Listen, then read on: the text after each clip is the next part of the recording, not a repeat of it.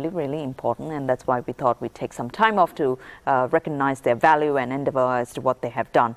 And joining us today is the Rotary District Governor for Sri Lanka and Maldives, Mr. Dushan Soza, who's joined us on the show to talk to us. Can you just tell us briefly as to how the year has been for you? Oh, it's been a hectic year because the governor's tenure is only 1 year, starting from July 1st to 30th June. So I'm actually counting down my tenure with the last 5 days in my current Rotary year. Then I hand it over to the successor, and Rotary plans succession for 3 years ahead. So there are leaders already lined up to take over. So we work on a strategic plan. So this is a classic example of this 1 million trees program that we have just launched or relaunched over the weekend. This started about 2-3 years back, and then there were a couple of issues that we faced, primarily due to probably it's the first time we were venturing into a massive project where we were targeting 1 million trees, a very ambitious program. And so having learnt the lessons out of that first initiative, we have now yesterday launched our program to grow 195,000 trees by end of July. And then over the next 3 years, we will hit towards our target of a million trees. Wow. That's a very important cause, but why? Why 1 million trees? Yeah, today, I mean, with all the issues with the atmosphere, the global warming, and so on. So it's very important to manage our carbon footprint in the country. So by growing 1 million trees, that would help us greatly towards that.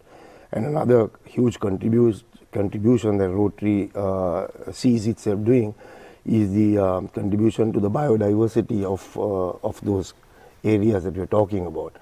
So we have signed up MOUs with companies who are into that space.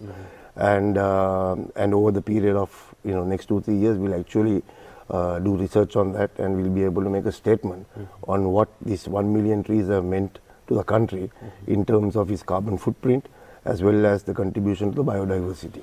Mr. Dushan, we've seen in the past, from many years back, there's so many people who try to attempt this, but one critical factor that it's just not planting the tree and getting a footage, but maintenance of that plant until it comes to at least a certain age where it can self-sustain itself. What's your take on that? How is that as I said, we learned our own lessons 2-3 years back on this, on the whole concept of planting a tree and growing a tree. So there's a big difference between growing a tree and actually planting the tree and moving away and handing it over. So we have signed up a strategic partnership with Haley's Group, who are rainforest certified, UN Global Compact. So they've got a big program on the environmental side in their tea estates. So then we realized that with all the communication we've been having, that we should first start growing trees in the upcountry, contrary to the belief that you want to grow that in the dry regions, because the whole water source begins from the hills. So you need to increase that whole capture of the water, which will then spread down to the rest of the country. So with the upcountry folks, the lines and so on, felling trees for their firewood and livelihood and heat, it requires a huge load of replenishment of those trees that are being felled right now. So upcountry was the choice, and with the backing of Haley's, who's got a whole program lined up, they're certified and so on, and their labor force. This is Haley's Agriculture? Haley's Plantations. Okay, plantations, we are moving into all the Haley's estates and growing clusters of trees in available spaces. So we are looking at about 5 to 10 hectares per estate, which will give us about 25,000 trees. So hopefully in 10 years from now or 15 years from now, we would see the fruits of what we are doing, and we would be able to see mini Rotary forests. So we're going to brand it like that, and that will also help us get funding from overseas, from the Rotary International Network, because when they see a program like this, it will really count. Well, sir, if you know anything about, I remember several years back, there were investment companies that we promoted, investing on trees. Yeah. Did that actually work out? Did it get off the ground? What happened to this scheme? I don't know. They were more of commercial ventures, where you are actually, if I remember right, I mean, I didn't invest in that, so I don't really know the mechanics of it. Yeah. But I believe it was a case of buying trees or planting trees, and after 40 years or something, you can own that tree. Or That's right. and they were mainly teak trees, so they were for commercial purposes. Right. But Dushan, another thing that we see in this particular, now, especially when it comes to the upcountry, some say that the pinus tree, which is already there covering most of the mountains, is actually a killer. It takes up all the water in the soil, and it's the wrong tree that we have placed in the wrong place. Selecting the kind of tree which is good for the area, which will at the end of the day have some yield to the villagers. Perhaps they could take the fruits, or do some thing from that as well. Have you thought of aspects like that? Yeah, I mean, we are working with experts, so I mean, they are experts on the tree planting side, or the type of trees to use. And there are various scientific names for these trees. So the plant, the initial launch we had over the weekend at Pedro Estate in Aurelia, it was some Cavalier or something, it was called scientifically. But in the English term, it was an American silver oak. So it's a silver colored tree, and it's an oak tree. Wow. It's a beautiful tree, and I saw some of the grown trees, trees that were grown. So we have a nursery also that Hades is running for us, and I believe there are about 40,000 plants in the nursery. And over the next couple of weeks, they will be planting this.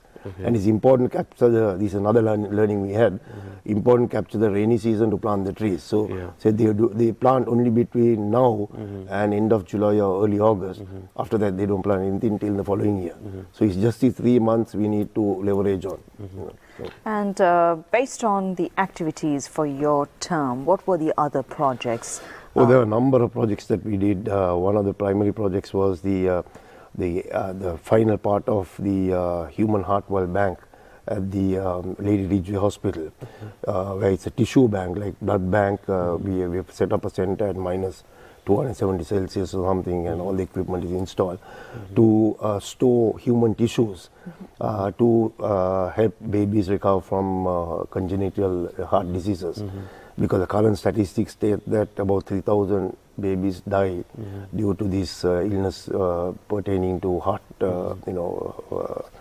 congenital heart disease, and they don't see their first birthday. So this is a massive contribution we see as Rotarians doing to save at least 50-60% of those babies' lives. And right now, the staff at Lady Ridge are being trained how to use this, and they're collecting the tissues to store in the bank.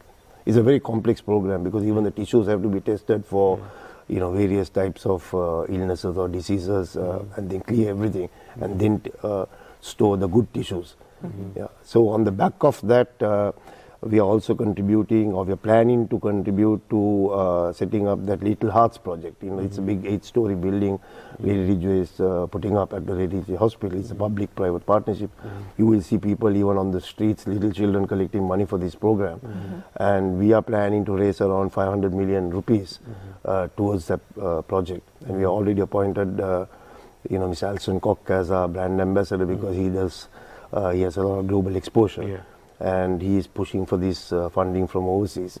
Plus, we will also have our own programs raising these funds. So we aim to completely equip 2 floors of that 8-story building. Wow, it's all a massive project, and complicated as well. Highly complicated. These kind of projects are highly complicated. There are some we just fund and move away, but these are ongoing projects that we need to stick with it. Dushan, little does people know the amount of service that organizations voluntarily do. I mean, with your life as a career person, you devote that 1 year of your tenure to do so much of things. I mean, the passion that we see in you while we are talking to you alone proves how important it is, and what the Rotary has done itself is simply amazing. So a heartful thanks, Sharon and I, for the wonderful work that you do. And we hope you continue to do. The next governor would do You the will same. get a break. Yeah. But we have set it up very a strong platform. We have automated the whole back end, so people reporting to the system is running like a corporate. You know, we have what you call business intelligence or Rotary intelligence. So one of those factors that have come out is that Rotarians spend 8% of their time, productive time, on Rotary related activity. So now governors have a scientific figure there. If they want to tweak it up or down, it can make a paradigm shift to what we are already doing in the country. So there's a lot of stuff that has come out this year, and I hope it will all help in our journey in the next couple of years. Thank you. What's the final mission by every Rotarian?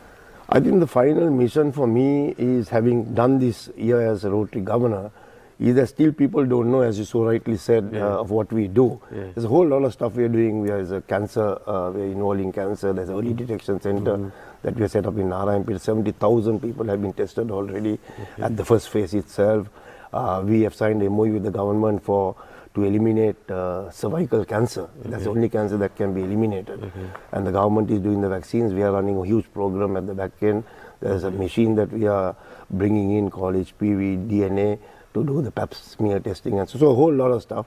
And the flagship project is really on dengue, where right now we are in the final stages of a pilot being carried out at Gram Pass, where 1,200 traps have been installed in people's gardens, and we are completely covering a whole sector out there to eliminate mosquitoes. So the trap entices the mosquito, lay the egg in the trap, and there's a mechanism inside that will destroy the larvae.